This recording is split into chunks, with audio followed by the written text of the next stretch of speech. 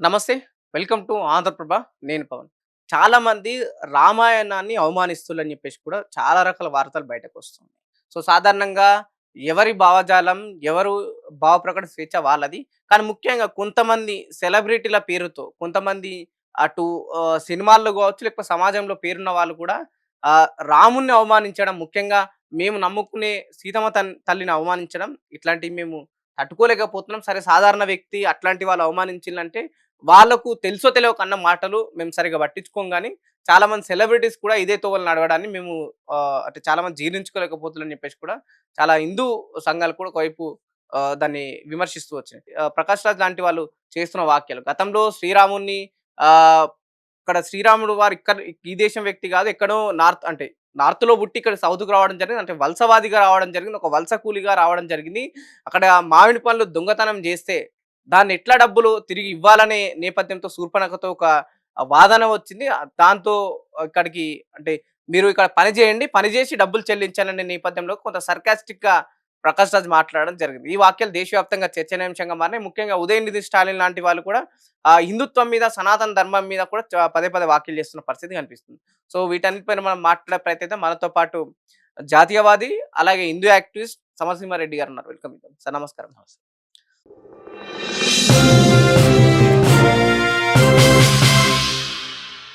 Sir, ముఖ్యంగా సనాతన ధర్మం గాని, రామాయణం గురించి మనం మాట్లాడుకునే ముందు ఒక ఇద్దరు వ్యక్తుల గురించి ఒక చిన్న ప్రశ్న సార్.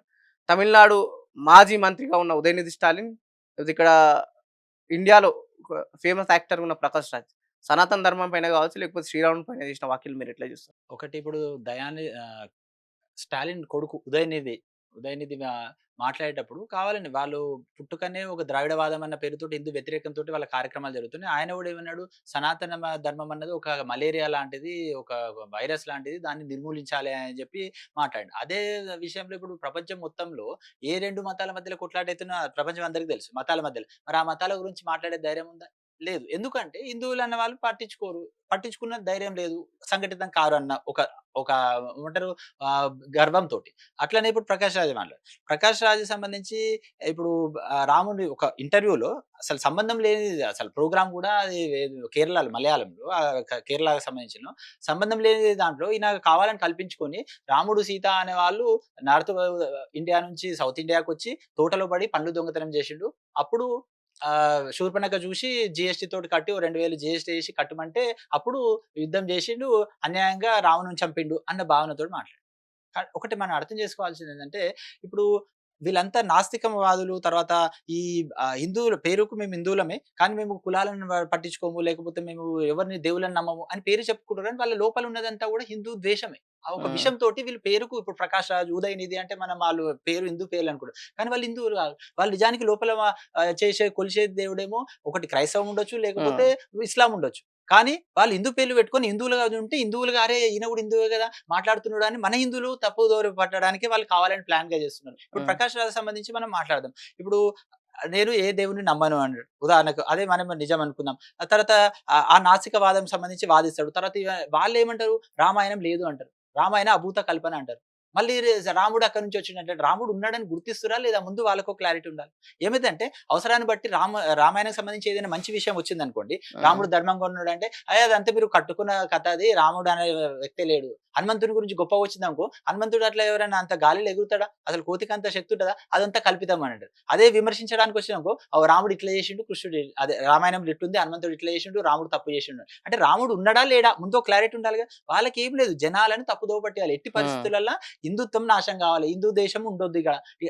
ముఖ్యంగా వీళ్ళు పనిచేసే వాళ్ళకి కూడా వీళ్ళంతా ఇన్‌పుట్ అవన్నీ ఇవ్వడం ఏందంటే విదేశాల నుంచి వచ్చే ఫండ్స్ ఇస్తున్నారు. తర్వాత మనం దురదృష్టవశాత్తు ఏమైతదంటే హిందువులలో ఉన్న అనైక్యత వలన ఇప్పుడు ఉదాహరణకు చెప్పండి. మనం అందరము మాట్లాడే స్వేచ్ఛ ఉంది అని అంటాం. భావ ప్రకటన స్వేచ్ఛ ఉన్నది. ఆర్టికల్ 19లో స్వేచ్ఛ ఉంది. కానీ అదే ఆర్టికల్‌లో రిస్ట్రిక్షన్స్ కూడా ఉన్నాయి.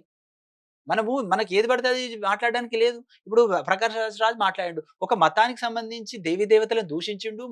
ఒక హిందువులకు సంబంధించిన మనోభావాలను దెబ్బతీసిండు కాబట్టి ఆయనకు 3 సంవత్సరాలు జైలు శిక్ష పడాలి. చట్టాలు ఇప్పుడు ఇప్పటివరకు అరెస్ట్ లేదు, కేసులు లేవు. అక్కడ ఎక్కడైతే కేరళలో ఉన్నదో. ఇప్పుడు మన హైదరాబాద్‌లో కూడా ఒక కేసు బుక్ చేశారు. కానీ ఏమైందంటే చట్టాలు ఇంప్లిమెంటేషన్ ఉంటే భయం ఉంటది. చట్టాల ఇంప్లిమెంటేషన్ లేదు. కాబట్టి హ్మ్. ఇంకొకటి అదే ఇప్పుడు వేరే ఒక ప్రవక్త గురించి మాట్లాడినా, లేకపోతే జీసస్ గురించి మాట్లాడినా వాళ్ళు వస్తారు, అటాక్ చేస్తారు, మా మతం గురించి అన్నారు కాబట్టి ప్రభుత్వాలు భయపడుతున్నాయి, హ్మ్. చేస్తున్నాయి. హిందువులు అట్లా చేస్తలేరు. కాబట్టి చట్టాలు కూడా ఇంప్లిమెంటేషన్ అవుతాయి. అంటే కావాలని ఉదయనిధి స్టాలిన్ గావచ్చు, ప్రకాష్ రాజు హిందూ దేవుళ్ళ పైన కావాలని దాడి చేస్తుల్లా? కావాలనే చేస్తున్నారు. ఎందుకు అంటే దీని చేస్తున్నారంటే వెనుకున్న ఎజెండా ఏంటిది మరి? ఏం లేదు. ఇప్పుడు హిందువులందరూ కలిసి ఉన్నారనుకోండి. హిందువులందరూ కలిసి ఉంటే ఒక హిందూ దేశం లాగుంటది. బాగుంటది. అట్లాంటప్పుడు వీళ్ళు కూడా బతకాలంటే సొసైటీలో బతకాలంటే చేయాలంటే హిందూ దేవుళ్ళ గొప్పతనాన్ని ఒప్పుకోవాలి. అది నేను ఒప్పుకోను. కాబట్టి ఏం చేయాలి? నేను చెడిపోవడం కాదు. అందరిని కూడా చెడగొట్టాలి. ఇప్పుడు నేను హిందూ నాకు నచ్చదు. కాబట్టి మిగతా వాళ్ళందరూ కూడా దేశం రావాలి. హిందుత్వం అంటే తక్కువ రావాలి. అట్లని నేను క్రిస్టియన్‌ని. మీరు హిందువు తప్పున్నదంటే నన్ను తిడతారు. నన్ను టార్గెట్ చేస్తారు. కాబట్టి నేను హిందువులాగానే బతుకుతుంటూ నేను దేవుడిని నమ్మా అని చెప్పుకుంటూ హిందువులలో ఉన్న దేవతల గురించి కావాలని తప్పులు వెతకడం హ్మ్. చేయడం. హ్మ్. ఇది వాళ్ళు చేస్తున్నది. కాబట్టి క్లియర్‌గా కనిపిస్తున్నది. ఇప్పుడు అదే హ్మ్. ప్రకాష్ రాజు అంటాడు. ఏమని నేను నాస్తికుడిని అంటాడు. అందరు సమానమే అంటాడు. మరి వేరే మతాల గురించి మాట్లాడిన ఒక వీడియో అని ఉందా? అసలు వేరే మతాలలో తప్పే లేదా? ఇప్పుడు ముస్లింలకు సంబంధించి చూద్దాం. చిన్న పిల్లల పెళ్ళిలో లేదా? నలుగురు భార్యల గురించి తప్పు కనిపియలేదా? తర్వాత ఆహ్, తలాకు ముగ్గురు, నలుగురు వ్యక్తుల వరకు పెళ్లి చేసుకోవచ్చు దాని గురించి లేదా? మరి ఆళ్ళ ఆడవాళ్ళకు సంబంధించి హక్కుల గురించి ఎన్నో బాధలు పడుతున్నారు. వాటి గురించి ఒక్కనాడైనా మాట్లాడిండా? క్రిస్టియానికి సంబంధించి కూడా అక్కడ ఎన్ని రకాలుగా చిన్న పిల్లల మీద అత్యాచారాలు జరిగినాయి. లక్షల కోట్ల రూపాయలు నష్టపరిహారం కూడా ఇచ్చిర్రు యూరప్‌లో హ్మ్. పాస్టర్‌లు. హ్మ్. అట్లా జరుగుతున్నాయి. మరి వాటి గురించి మాట్లాడితే ఇక్కడ కూడా ఎన్నో సంఘటనలు జరుగుతున్నాయి. నేనేమంటానంటే హిందువులలో తప్పులు జరుగుతాయి, ముస్లింలలో తప్పులు జరుగుతాయి, తర్వాత క్రిస్టియన్‌లో కూడా తప్పులు జరుగుతాయి. కానీ ఒక్క హిందూ మతాన్ని టార్గెట్ చేయడం అంటే హ్మ్. కాబట్టి దురుద్దేశం కదా! అందరికి సమానం కాదు కదా! ఇప్పుడు వాళ్ళు అందరిని సమానం చూస్తేనే లేరు. హ్మ్. ఇప్పుడు సనాతన ధర్మము ఇదంతా భేదభావాలున్నాయి కాబట్టి నిర్మూలించాలి అని అంటుర్రు. మరి క్రిస్టియానిటీ‌లలో లేవా? ఒక చర్చ్‌కు కొద్దిమంది పోతారు. ఇంకో చర్చ్‌కి పోనే పోరు. ఇంకో హ్మ్. చర్చ్‌లోకి రానియ్యరు. కాథలిక్, ఆర్థోడాక్స్ 2 ఉంటాయి కదా! ఎన్నో ఉన్నాయి. హ్మ్. రోమన్స్ అని ఉన్నాయి. ఎన్నో హ్మ్. రకాల చర్చులున్నాయి. మరి హ్మ్. దాని గురించి మరి మాట్లాడినా? వాళ్ళకు హిందువులను ఉద్ధరించాలే, లేకపోతే జనాలను ఉద్ధరించాలని గాదు. హిందుత్వం నాశనం గావాలి. ఇప్పుడు హిందువులు ఇప్పుడు ఇందాక మనం మాట్లాడుకున్నట్టు గోవులని తీసుకపోయి వాళ్ళు అవును. అటాక్ చేయొచ్చు కావచ్చు. లేకపోతే ఎక్కడన్నా ముస్లింల పైన అటాక్ చేయడం, చర్చిల అవును. పైన అటాక్ చేయడం జరుగుతుంది. సో, ఇట్లాంటి సంఘటనలు హిందువుల నుంచే జరుగుతున్నాయి. ఎక్కువ శాతం మంది హిందువులే ఉన్నారు గదా! అందుకే వాళ్ళని అక్కడ ఒక గుడ్డి నమ్మకాన్ని మేము వ్యతిరేకిస్తున్నాం అన్న అంశాన్ని కూడా తెరపైకి తీసుకొస్తుంది. ఇప్పుడు ఆ సందర్భంలో రాముడు, సీత గురించి పేరైతే ఎక్కడ గొడవలు లేవు గదా! రామాయణాన్ని నమ్మాలని ముస్లింల మీద దాడులు జరగలేవు గదా! క్రిస్టియన్‌ల మీద దాడులు జరగలేవు గదా! ఆడ మాట్లాడాల్సిన అవసరం ఏమున్నది? తర్వాత ఇంకొకటి ఇప్పుడు ఆహ్, ఈ ఆవులకు సంబంధించి దాడులు జరుగుతున్నాయి. ఎన్ని దాడులు జరిగినాయి దేశం మొత్తంలో? ఎన్ని కేసులయినాయి? చెప్పండి. ఇప్పుడు వాళ్ళ కేరళలో ఎన్ని దాడులు జరిగినాయి? పశ్చిమ బెంగాల్ మొన్నటి వరకు ఉండే. ఎన్ని దాడులు జరిగినాయి? హిందువుల పైనే దాడులు జరుగుతున్నాయి అక్కడ. హిందువులు కార్యకర్తలను చంపుతున్నారు. ఆర్ఎస్ఎస్ శాఖకు సాయంత్రం పోతే పొద్దున వరకు బతుకుతాడా లేదా పరిస్థితి ఉండే కేరళలో. హ్మ్. పశ్చిమ బెంగాల్ అయితే హిందూ ఆడవాళ్ళను రోజుల తరబడి మానభంగాలు చేసి హౌస్ అరెస్ట్ హ్మ్. చేసిన రోజులున్నాయి. కాబట్టి హ్మ్. హిందువులు ఎక్కడ దాడులు జరుగుతున్నాయి. ఇంకొకటి హిందువులు దాడి కాదు. మీరు నెట్‌లో ఇప్పుడు అందరూ చదువుతున్నారు, చూస్తున్నారు కాబట్టి ఫోన్‌లో నెట్‌లలో చూడండి. శోభాయాత్రలు జరిగితే ఆహ్, హిం హనుమాన్ జయంతి శోభాయాత్రల మీద దాడులు జరుగుతున్నాయి. శ్రీరామనవమి శోభాయాత్రల మీద దాడులు జరుగుతున్నాయి. ద దుర్గా అమ్మవారి శోభాయాత్రల మీద దాడులు జరుగుతున్నాయి. హిందువులు అధికంగా ఉన్న దాంట్లలో హిందువులే దాడులకు గురవుతున్నారు. ఎక్కడ హిందువులందరూ కలిసి మూకుమ్మడి చంపిన సంఘటనలు ఎన్నున్నాయి? హ్మ్. ఇంకా వాళ్ళు చంపుతున్నారు. ఇంకోటి లవ్ జిహాద్ సంబంధించి అది తర్వాత మాట్లాడదాం. అది ఎంత ఉన్మాదమైన చర్య వల్ల హిందూ అమ్మాయిలు బలవుతున్నారు. హ్మ్. కాబట్టి హిందువులు ఎక్కడ దాడి చేస్తున్నారు? హ్మ్. హిందువులు ఎక్కడ ఇప్పుడు నిజానికి ఇప్పుడు పాకిస్తాన్ స్వాతంత్ర్యం వచ్చినప్పుడు 15% 8% వరకు హిందువులుండే. ఇప్పుడు 1% ఏమైరు మరి మిగతా వాళ్ళు? బంగ్లాదేశ్‌లో 15% ఉండే. ఇప్పుడు 7%, 6% అంటున్నారు. ఏమైరు మరి మిగతా వాళ్ళు? అయితే చంపబడ్డారు, లేకపోతే మతం మార్చబడ్డారు. మరి మన దేశంలో ఉన్న మైనారిటీల పరిస్థితి ఏంటి? స్వాతంత్ర్యం వచ్చినప్పుడు ఎంతున్నారు? ఇప్పుడు ఎంతయ్యారు? కాబట్టి హిందువులు ఉన్నందుకే మైనారిటీలు కూడా ఇక్కడ ధైర్యంగా ఉండగలుగుతున్నారు. హిందువుల కన్నా ఎక్కువ హక్కులు వాళ్ళకే ఉన్నాయి. హ్మ్. కాబట్టి ఇప్పుడు సమస్య ఏమైతుందంటే ఇన్ని సంవత్సరాలు స్వాతంత్రం వచ్చినంక కూడా నిజమైన హిందువులకు స్వాతంత్రం రాలేదు. 2014లో నరేంద్ర మోడీ గారు ప్రధాని అయినంక మొట్టమొదటి స్వాతంత్రమే భారతదేశానికి నిజమైన స్వాతంత్రం ఈ రోజు వచ్చిందని అమెరికాలో ఉన్న పత్రిక రాసింది. హ్మ్. మొన్న పశ్చిమ బెంగాల్ అయినాక ఇదే అన్నది. ఇగో మరి ఈ స్వాతంత్రం 2014 వచ్చిందన్నాం గదా! దానికి మరొక ఏమంటారు? నెక్స్ట్ స్టెప్పే బెంగాల్ గెలుపు అని. హ్మ్. కాబట్టి ఇప్పుడిప్పుడు అంటే మన అయితే దేశం గురించి మనం బీజేపీ మాట్లాడుకుంటే అధికారంలోకి వస్తేనే ఈ దేశానికి స్వాతంత్రం వచ్చిందని ఫీల్ అవ్వాలి మనం. అదే పరిస్థితి అండి. అంటే ఉదాహరణకి ఎట్లుందంటే మనం అర్థం చేసుకోవాల్సిందంటే ఇప్పుడు మనం తెలంగాణలో నిజానికి 1969లో అప్పుడు తెలంగాణ ఉద్యమం వచ్చింది. అది అయిపోయిన తర్వాత మధ్యలో తెలంగాణ ఉద్యమం పెద్దగా లేదు. ఈవెన్ 2009 వరకు కూడా తెలంగాణ ఉద్యమం అయింది. అంతా డెవలప్‌మెంట్ అయింది. కలిసిపోయినాం. మళ్ళీ ఉద్యమం వచ్చింది. ఉదాహరణకు ఆ ఉద్యమం వచ్చింది కాబట్టి జనాలందరూ అర్థం చేసుకున్నారు. కాబట్టి తెలంగాణ రాష్ట్రం కూడా ఏర్పడింది. అట్లనే ఇప్పుడు ఆ, తెలంగాణ టీఆర్ఎస్ ప్రభుత్వం 2 సార్లు గెలిచింది. ముఖ్యమంత్రి ఎందుకు ఉమ్, అయిండు? తెలంగాణ అస్తిత్వాన్ని కాపాడిండు. తెలంగాణ కోసం చేసిన ప్రజలు నమ్మిరు. అట్లా హిందువుల కోసం చేస్తారని బీజేపీ నమ్మితే బీజేపీ కొట్టేస్తారు. రేపు ఉమ్. పొద్దున కాంగ్రెస్ మేము హిందువుల కోసం కొట్లాడతాము. ముస్లింల కోసము ముస్లింలను తక్కువ చేయమని ఏ హిందూ కోరడు. హిందూ హక్కులను కాపాడమంటాడు. మేము హిందువులను కూడా సమానంగా చూస్తాం, ముస్లింలను కూడా సమానం చూస్తాం. మరి కాంగ్రెస్ పార్టీ ప్రజల నమ్మకాన్ని చూరగొడితే కాంగ్రెస్ కూడా ఓటేస్తారు. ఇక్కడ బీజేపీ ఉంది. బీజేపీ ఇక్కడ రాష్ట్ర పరిస్థితులను బట్టి మేము హిందుత్వంతో పాటు ఇక్కడ మేము ఏం చేస్తామని చెప్పుకోలేకపోయారు కాబట్టి మనం ఓడిపోయాను. ఉమ్. కాబట్టి అదే సెంట్రల్ లెవెల్‌లో 8 ఎంపీలు ఇప్పుడు 117 8 ఎమ్మెల్యేలు గెలిస్తే 117లో 8 ఎమ్మెల్యేలు గెలిస్తే ఉన్న 17లోనే 8 ఎమ్మెల్యేలు ఎంపీలు గెలిచినాం బీజేపీ. కాబట్టి ఎవరు ఆహ్, ప్రాబ్లమ్ ఏమైందంటే ఒకప్పుడు హిందువులు సంఘటితం కాలేరు. వాళ్ళ ఆత్మాభిమానాన్ని చంపుకున్నారు.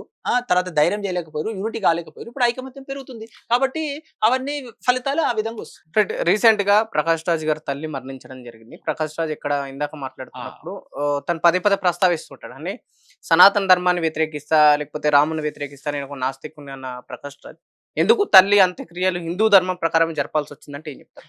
ఇప్పుడు దానికి సమాధానం చెప్పే కన్నా ముందు ఒక్క విషయం చెప్పిన తర్వాత నేను సమాధానం చెప్తాను. ముఖ్యంగా మనకు పాత కాలంలో గూడా ఎవరు మనకు ఆదర్శంగా ఉండేవాళ్ళనంటే చదువుకున్న వాళ్ళు, లేకపోతే ధర్మంగా ఉండేవాళ్ళు, న్యాయంగా ఉండేవాళ్ళు, ఊర్లో ఎవరో పెద్ద మనుషులు, వాళ్ళు కరెక్ట్ చెప్పేవాళ్ళు, వాళ్ళని ఆదర్శంగా తీసుకునేవాళ్ళు. వాళ్ళే ఫేమస్ అయ్యేవాళ్ళు. దురదృష్టవశాత్తు ఏమైతుందంటే ఇప్పుడు సినిమాలలో నటించే వాళ్ళు, ఇప్పుడు సినిమాలలో నటిస్తే మంచి పాత్ర చేస్తే మంచోడు అనుకుంటున్నారు. మరి ఇంటికెళ్ళి ఆడవాళ్ళని ఎట్లా చూస్తాడు, ఎవరితోటి ఎట్లా చూస్తాడు అనేది మనకు సంబంధం లేదు. ఆ రంగుల ప్రపంచాన్ని చూసి వాళ్ళే పెద్ద నటులు కాబట్టి నటిస్తున్నారు. నటిస్తే వాళ్ళకు ఏదో పెద్ద ఘనకార్యం చేసిర్రు, దేశ సేవ చేసిర్రు అన్న భావనలో మనం ఉన్నాం.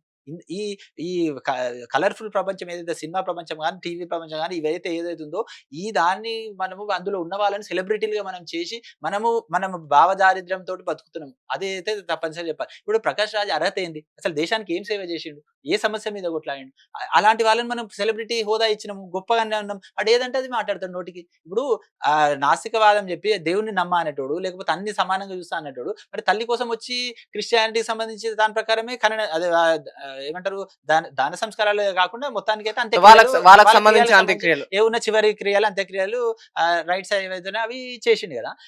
అడిగితే ఏమంటాడు? నేను మా తల్లి ఆమె ఏమంటారు క్రిస్టియానిటీ అంటే ఫాలో అవతల వాళ్ళ కాబట్టి నమ్మకాన్ని తను ఇబ్బంది పెట్టలేరు. వాళ్ళ ఇప్పుడు ఇది వాళ్ళ తల్లి వాళ్ళ తల్లి క్రిస్టియానిటీ కాబట్టి నమ్ముకున్నది కాబట్టి అది చేసింది చేసిండు అనుకోవచ్చా? గదా! మరి హిందువుల తల్లులు లేరా?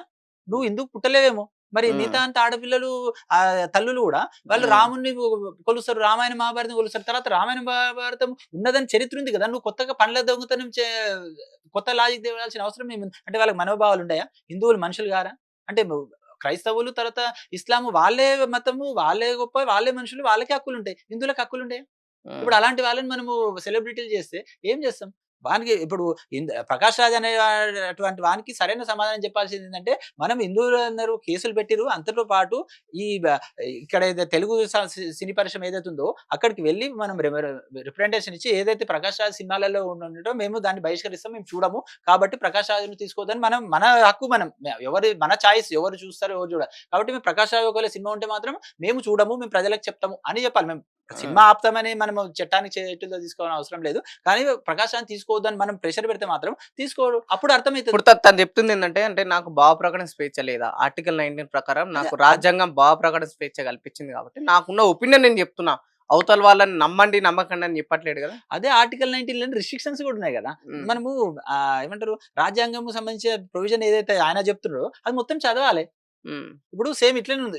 దానికి హద్దేముంటది ఉదాహరణకు ఇప్పుడు 'ప్రకాష్ రాజ్' ఉంది ఉదాహరణకు. హ్మ్. 'ప్రకాష్ రాజ్' తల్లికి సంబంధించి ఆమె 10 మంది భర్తలున్నదని అంటాం. నాకు కూడా భావ ప్రకటన స్వేచ్ఛ ఉందని ఎవరైనా అంటారు. అది కరెక్టా మరి అనుమందమా? ప్రతి దానికి రిస్ట్రిక్షన్స్ ఉన్నాయి. అట్లా వాళ్ళ తల్లి గురించి ఏ ఆధారం లేకపోతే వీళ్ళనడం తప్పు. నువ్వు ఒక హిందూ మనోభావాలను దెబ్బతీసేటట్టు మాట్లాడడం 'ప్రకాష్ రాజ్' తప్పు. భావ ప్రకటన స్వేచ్ఛ అన్నది అబ్సల్యూట్ కాదు. హ్మ్. రాజ్యాంగం అదే చెప్తుంది. చట్టాలు అవే చెప్తున్నాయి. అదే ఒకవేళ భావ ప్రకటన లేకపోతే ఎవరిది వాళ్ళు ఇష్టం ఉన్నట్టు తిట్టుకుంటారు. లేని చేసుకుంటారు. స్వేచ్ఛ ఉంది గదా! అని లేని పుకార్లు పుట్టిస్తారు. ఇప్పుడేమంటారు ఉదాహరణకు ఇప్పుడు 2 తరాల ముందు తరాలున్నారు. మీ తాతని గాదు, లేకపోతే మీ ముత్తాతని గాదు నువ్వు ఎవరికో పుట్టినవంటే, ఆ తాత చచ్చిపోయిన తాతకు ఈయనకు డీఎన్ఏ ఎట్లా ప్రూవ్ చేస్తాం? అంటే అర్థం చేసుకోవాల్సిందేంటంటే రిస్ట్రిక్షన్స్ ఉన్నాయి రాజ్యాంగంలోనే, ఆర్టికల్స్‌లోనే. అది ఆ తెలివితోటుండాలి. ఒకటేందంటే హ్మ్. ఆయనకు తెలవక కాదు. హ్మ్. తెలవక కాదు. హిందువులంటే తక్కువ. ఇప్పుడు ప్రాబ్లమ్ ఏందంటే ఇన్ని రోజులు నిద్రిస్తున్న హిందువులు ఇప్పుడు వాళ్ళ సంస్కృతి గురించి తెలుసుకుంటున్నారు. సాంప్రదాయాల గురించి, మన గొప్ప చరిత్ర గురించి తెలుసుకుంటున్నారు. తెలుసుకోవాలని ప్రయత్నిస్తుర్రు. హిందుత్వానికి ఏమన్నా అంటే ప్రపంచంలో ఎన్ని మతాలు ఉన్నాయో అన్ని మతాలతోటి హిందూ మతం కూడా తక్కువ కాదు అన్న భావన హిందువులలో వచ్చింది. ఆ భావన వచ్చింది కాబట్టి ఆ భావనని రావద్దు అన్న భావన ఒకటి వీళ్ళకు వచ్చింది కాబట్టి కోపంతోటి కూడా అసహనంతోటి కూడా మాట్లాడే పరిస్థితి. రైట్. ఫైనల్ లవ్ జిహాద్ గురించి ఏం చెప్తారు? ఎందుకంటే రీసెంట్ టైమ్స్‌లో టీసీఎస్‌లో కావచ్చు, లేకపోతే కూకట్పల్లి లాంటి ఏరియాలో కూడా అమ్మాయి బయటకొచ్చి డైరెక్ట్ చెప్పిన సందర్భం. ఒక ముస్లిం అబ్బాయి నన్ను ట్రాప్ చేసిండు హిందూ పేరు పెట్టుకొని అని చెప్పేసి ఇట్లాంటి సందర్భాలు బయటకొచ్చినాయి. అతను నమ్మి పెళ్లి చేసుకున్న తర్వాత నేను హిందువుని కాదు ముస్లిం ఆచారాలు పాటిస్తున్నా అని వాదనను తీసుకురావడం జరిగింది. ఏం చెప్తారు దీని గురించి? ఇప్పుడు లవ్ జిహాద్ సంబంధించి చెప్పాలంటే దానికి ఒక అర్ధగంట, గంట ఓన్లీ అయిన ఫ్యాక్ట్స్ గురించి మాట్లాడని అంత పెద్ద టాపిక్. లవ్ జిహాద్ అనేది ఎంత ఉన్మాదమైన పరిస్థితి. ఎంతగానో అంటే ఒకప్పుడు ఒక ఊర్లో పరిస్థితి ఎట్లుందంటే హిందువులు 80% మంది హిందువులు ఉండే ఒక 10% ముస్లిం కుటుంబాలున్నా అందరు కలిసిమెలిసి ఉంటుండే. కానీ ఇప్పుడు సమస్య ఏమొచ్చిందంటే ఇక్కడున్న ముస్లింకి టర్కీలో, పాకిస్తాన్‌లో, బంగ్లాదేశ్‌లో ఉన్న ముస్లిం ఫ్రెండ్ అయితాడు ఇంటర్నెట్ వల్ల. వాళ్ళు మాట్లాడుకుంటున్నారు, చేస్తున్నారు. ఇప్పుడు నాసిక్ సంబంధించి టీసీఎస్ సంబంధించిన ఇష్యూ కూడా ఆమె ఎంతో మంది వేరే దేశంతో కూడా కాంటాక్ట్ అయ్యి ఆ నిదాక్ అనే ఆమె ఏ విధంగా మతం మారాలని చర్చించి వాళ్ళందరితో మాట్లాడుకొని ఆ రకంగా ఇంప్లిమెంటేషన్ చేస్తారు. ఈ లవ్ జిహాద్ సంబంధించి అన్నది ఎక్కడ వరకు ప్రాబ్లం అవుతుందంటే వాళ్ళు ఏవైతే ప్రార్థన మందిరాలు ఉన్నారో అక్కడ కూడా నేర్పే పరిస్థితి హ్మ్. ఉందంటే మరి అక్కడ ముస్లింలకు సంబంధించిన మత పెద్దలు కూడా ఆలోచించాల్సిన పరిస్థితి. హ్మ్. ఏం లేదు, ఒక హిందూ అమ్మాయి ఉన్నదంటే అయితే బలవంతమా లేకపోతే ప్రేమ పేరుతోట ఎట్టి పరిస్థితులలో మతం మార్చాలి అన్న ఒక ఉన్మాదంతో కొంతమంది తయారవుతారు. అందరని మనం చెప్పలేం. కాబట్టి దాన్ని తట్టుకోవాలంటే ప్రభుత్వాలు కఠిన చర్యలు తీసుకోవాలి. హిందువులు కూడా ఐకమత్యం కావాలి. ఇప్పుడు ఎట్లుందంటే పరిస్థితి, ఇప్పుడు హ్మ్. హిందూ ముస్లిం బాయ్ బాయ్ అంటాం. మరి ఇద్దరు అనాలి కదా. ఇప్పుడు మీ దేవుడిని నేను గౌరవిస్తా అని నేనన్నప్పుడు అవతల వాళ్ళు కూడా నీ దేవుడిని కూడా నేను హిందూ దేవుళ్ళని గౌరవిస్తా అని వాళ్ళు అనాలి కదా. అట్లా అనలేని పరిస్థితి. లోపల ఒక భావన ఉంటుంది. హిందూ పేర్లతోటి తప్పుడు పేర్లతోటి పరిచయాలు చేసుకుంటున్నారు. కాబట్టి ఇది హ్మ్. ఎక్కడైతుందంటే సమస్య ఎక్కడొస్తుందంటే హిందువులు ఇప్పుడు ముస్లింలకు సంబంధించి వారానికి ఒక రోజు ప్రతిరోజు వెళ్ళే వాళ్ళు ఉన్నారు. వారానికి కనీసం ఒక రోజు కంపల్సరీ వాళ్ళ మత ప్రార్థనల దగ్గరికి వెళ్తున్నారు. ఆడపిల్లలు గాని వాళ్ళకి గాని అన్ని వాళ్ళ వాళ్ళ మతాన్ని గురించి చెప్పుకుంటున్నారు. ఐకమత్యంగా ఉండాలని చెప్తున్నారు. క్రిస్టియన్స్ ఆదివారం అట్లా చర్చిలకు వెళ్తున్నారు. అక్కడ కూడా చెప్తున్నారు. హిందువులు ఎక్కడ వెళ్తున్నారు? ఏ రోజు వెళ్తున్నారు? ఏదైనా వెళ్తున్నారు అంటే దేవుని దగ్గరికి పోకాలి, మనకు ఉద్యోగం రావాలన్నా లేకపోతే మార్కులు రావాలన్నా ఇంకేది రావాలన్నా మనకు ఏమైతుందంటే మనము దేవునితో ఉన్న భక్తి మన దేశం మన సంస్కృతి గొప్పతనం తెలుసుకోవడం బదులు ఏదో దేవుని మొక్కితే ఏదో అవుతుంది అన్న భావనతోటి మనం వెళ్తున్నాం. హ్మ్. మనకు పురాణాలలో కూడా చూస్తే ఎంత రాజుల కాలంలో ఉన్న రాముడైనా కృష్ణుడైనా రా కోటలో ఉండి నేర్చుకోలేదు. అడవుల దగ్గరికి పోయి, ఆశ్రమాల దగ్గరికి పోయి, గురువుల దగ్గరికి వెళ్ళారు. అంటే మన సంస్కృతి కాపాడాలంటే గురు పరంపరతోటి మనం నేర్చుకోవాలి. ఇప్పుడు మన దురదృష్టం ఏంది? 1947 స్వాతంత్ర్యం వచ్చినాక ఈ దేశ అస్తిత్వానికి సంబంధించి చరిత్ర మనం చెప్పుకోలేకపోయినాం. సెక్యులర్ అన్న పదంతోటి సెక్యులరిస్ట్ దేశం అని చెప్పి పాఠశాలల్లో చెప్తలేరు. తల్లిదండ్రులకు చెప్తలేరు. మరి ఎట్లా తెలుసుకోవాలి హిందువులు? హిందూ పిల్లలు హిందుత్వం గురించి ఎక్కడ తెలుసుకోవాలి? అదే హ్మ్. వాళ్ళేమో వాళ్ళ మతాన్ని గురించి తెలుసుకుంటున్నారు. ఇప్పుడు అదే హిందువులేమో తెలుసుకోలేకపోతున్నారు. కాబట్టి ఏం చేస్తున్నారంటే, ఇగో మీ దేవుడు ఇట్లనంట, మీ మతంలో అట్లున్నదంట అంటే, మన వాళ్ళే అవునా? అవునేమో గట్లనే ఉందేమో, మా తక్కువనేమో, మా మతం తక్కువనేమో అన్న ఆ కాన్ఫిడెన్స్ లేకపోవడం వల్ల తొందరగా కూడా మతం మారుతున్నారు. హ్మ్. తర్వాత ఇంకొకటి ఎంత ఘోరమైన పరిస్థితి ఉందంటే ఇప్పుడు దానిలలో ఇప్పుడు నేను ఇన్సిడెంట్ చెప్తాం. నాకు సంబంధించిన ఒక ఫ్రెండ్ ఇప్పుడు అమెరికాలో ఉన్నాడు. వాళ్ళ చిన్న బాబు 5 ఇయర్స్ బాబు. హ్మ్. అక్కడ ఒక స్కూల్‌లో ఒక ముస్లిం కూడా ఉన్నాడు. ఆ ముస్లిము ఈ అబ్బాయికి చెప్తున్నాడంట ఏమని, "మీరు హిందువులలో ఉండొద్దు. మా మతంలోకి మారాలే. మతం రాకపోతే మీరు నరకానికి పోతారు." హ్మ్. లేదని చెప్పి 5 సంవత్సరాల ముస్లిము అమెరికాలో హిందువుల అబ్బాయికి మోటివేట్ చేస్తున్నాడు. అట్లా బ్రెయిన్ వాష్ చేస్తుండంటే ఎంత వరకు వాళ్ళది హుహు. వెళ్తుంది? అంటే లవ్ జిహాద్ వెనుక ఇంటర్నేషనల్ ఉంది. కాన్స్పిరసీ ఏమైనా ఉంది. ఉందంట? ఉంది. అంటే ఉంది. ఏంటి? తప్పనిసరి. ఏం లేదు. ఒకటి మొఘలులు మన దేశాన్ని పరిపాలించే కన్నా ముందు, దండయాత్ర చేయకన్నా ముందైతే ఇక్కడ ఇస్లాం లేదు గదా. ఏం చేసిర్రు వాళ్ళు? వచ్చి మన రాజ్యాలలో ఉన్న ఈ అనైక్యత వల్ల రాజు అన్నదమ్ములో లేకపోతే ఈ రాజ్యానికి సంబంధించి ఎవరు చూస్తారో వాళ్ళతోటి కుమ్మక్కయిపోయి వెన్నుపోట్ల ద్వారా మన దేశాన్ని ఆక్రమించారు. ఆక్రమించి ఏం చేసిర్రు? ఒక చేతిలో కత్తి, ఇంకో చేతిలో ఖురాను. అయితే ఖురాన్ పట్టుకుంటావా? మారతావా మతం. లేకపోతే చస్తావా.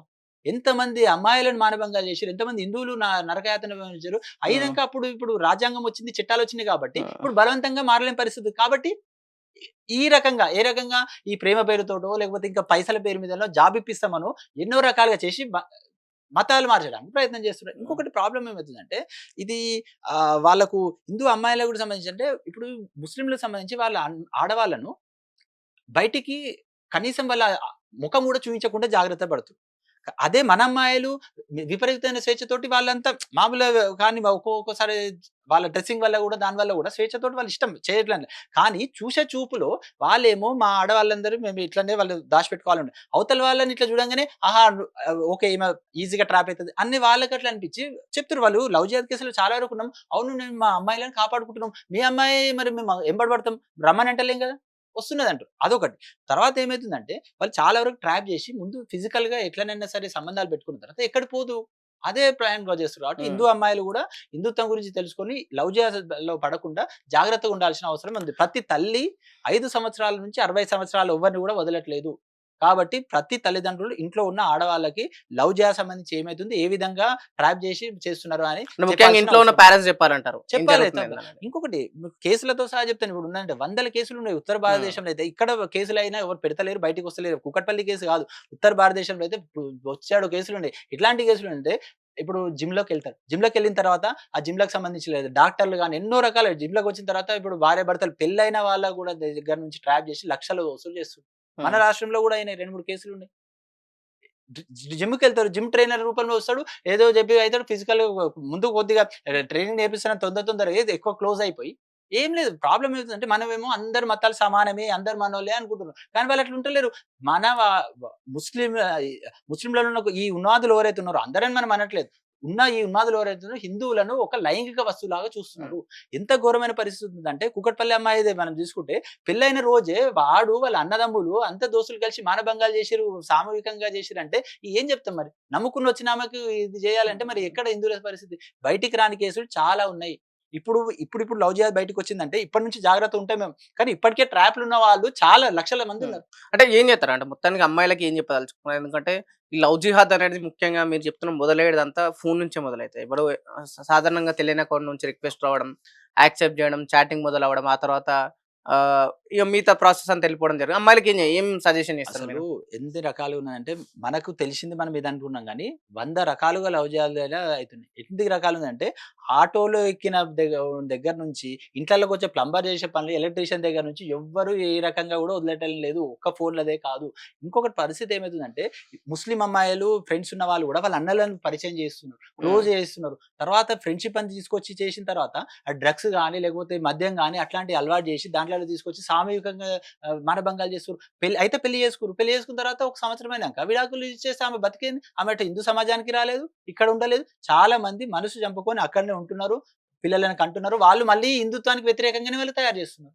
కాబట్టి ఇన్ని రోజులు మౌనంగా ఉన్నాం. లవ్ జిహాద్ సంబంధించి హిందువులు ఇప్పుడు బీసీ అమ్మాయిలకి మీరేం సూచన ఇస్తారు? నేనేమంటే అమ్మాయిలకి? ఇప్పుడు ఎస్సీలకు సంబంధించి హక్కులున్నాయి. ఓసీలకు సంబంధించి ఉన్నాయి. లేకపోతే బీసీలకు సంబంధించి కుల సంఘాలన్నీ కొట్లాడుతున్నాయి గదా! హిందూ హక్కుల గురించి గూడా కొట్లాడాలి. ముస్లింలు మైనారిటీ హ్మ్. హక్కుల కోసం కొట్లాడినందుకు లవ్ జిహాద్ సంబంధించి అమ్మాయిలు గూడా చాలా జాగ్రత్తగా ఎవ్వరైనా హిందువు ఉదాహరణకు హిందూ పేరు మీద పరిచయం చేసుకుంటారు. హిందూ పేరు మీద పరిచయం అయినా వాళ్ళ ఇంట్ల పరిస్థితి ఏంది? ఎవరున్నారు? ఏంది? జాగ్రత్తగా చూసి చేయాలి. తర్వాత ఇంకొకటి నా పర్సనల్ ఉద్దేశ్యం ఏందంటే చిన్న పిల్లలకు ఫోన్‌లు ఇచ్చినప్పుడు మగవాళ్ళైనా, ఆడవాళ్ళైనా వాళ్ళు ఏం చేస్తున్నారో, ఎవరితో మాట్లాడుతున్నారు తల్లిదండ్రులు చూసుకోవాలి. కనడం ఒకటే హ్మ్. అంటే బాధ్యత కాదు. ఎంత ఘోరమైన పరిస్థితి ఉందంటే లక్షల రూపాయలు అప్పులు చేసి పిల్లలని చదివిస్తున్నారు. చదివిచ్చిన తర్వాత వాళ్ళు మొత్తం ఇప్పుడు ఒక అమ్మాయిని ఒకతే అమ్మాయి ఉండి లవ్ జిహాద్ ట్రాప్‌లో అయిపోయి సూసైడ్ చేసుకున్నా, మానభంగమైనా, చనిపోయినా వాళ్ళ ఎంత తల్లిదండ్రులు ఎంత బాధ ఉంటది. కాబట్టి పిల్లలు ఏం చేస్తున్నారు లక్షల రూపాయలు ఖర్చు పెట్టడం కాదు. ఈ మన మీద జరుగుతున్న దాడుల గురించి కూడా తెలుసుకొని జాగ్రత్తగా పెరగాలి. పిల్లలు కూడా జాగ్రత్తగా ఉండాలి. తల్లిదండ్రులు కూడా జాగ్రత్తగా ఉండాల్సిన అవసరం ఎంతైనా ఉంది.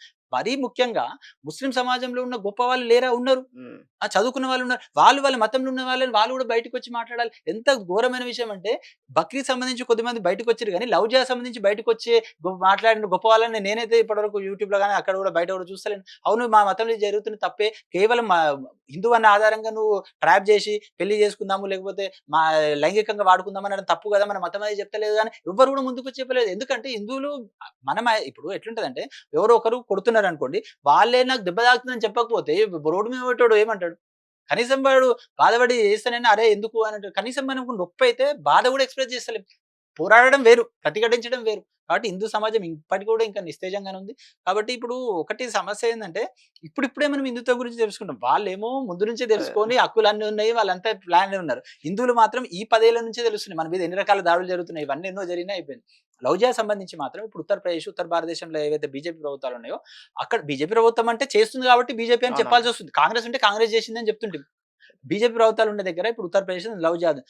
యాంటీ కన్వర్షన్ బిల్ అని తెచ్చారు. ఏమైందంటే ప్రేమ పేరుతోటి, ఉద్యోగం పేరుతోటి ఏ రకంగా అయినా సరే మోసం చేసి, హిందూ పేర్లు చెప్పి మోసం చేసి అట్లా పెళ్లి ఒకవేళ చేసుకుంటే 7 సంవత్సరాల వరకు జైలు శిక్ష ఉంది. ఒకవేళ హిందూ పేరు చెప్పో లేకపోతే మోసం చేసో ప్రేమ పేరుతోటి మతం మార్చి మానభంగాలు అట్లా చేస్తే 20 సంవత్సరాల వరకు జైలు శిక్ష ఉంది. ఉహు. కాబట్టి శిక్ష పడుతుంది, భయపడతారు. కొద్ది రోజులలో మారుతుంది. ఇప్పుడు మన దగ్గర లవ్ జిహాద్ సంబంధించి చట్టం లేదు.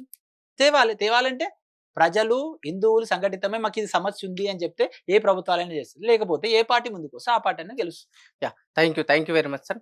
లవ్ జిహాద్ విషయంలో ముఖ్యంగా సోషల్ మీడియాలో అమ్మాయిలు జాగ్రత్తగా ఉండండి. బయట నుంచి వచ్చే రిక్వెస్ట్లు కావచ్చు, లేకపోతే ఎవరైనా ఫ్రెండ్షిప్ చేస్తా అనుకుంటే వాళ్ళ బ్యాక్గ్రౌండ్ ఏంది అని తెలుసుకొని వాళ్ళు జాగ్రత్త వహించాలి. అలాగే ఇంట్లో ఉన్న తల్లిదండ్రులు కూడా అమ్మాయి పెరిగేటప్పుడు లేకపోతే అబ్బాయి పెరిగేటప్పుడు ఏం చేస్తున్నారు అనే జాగ్రత్తలు కూడా ముఖ్యంగా వాళ్ళు కూడా వహించాలని చెప్పేసి కూడా సమరసింహారెడ్డి గారు చెప్పడం జరుగుతుంది. చూస్తూనే ఉండండి ఆంధ్రప్రభ.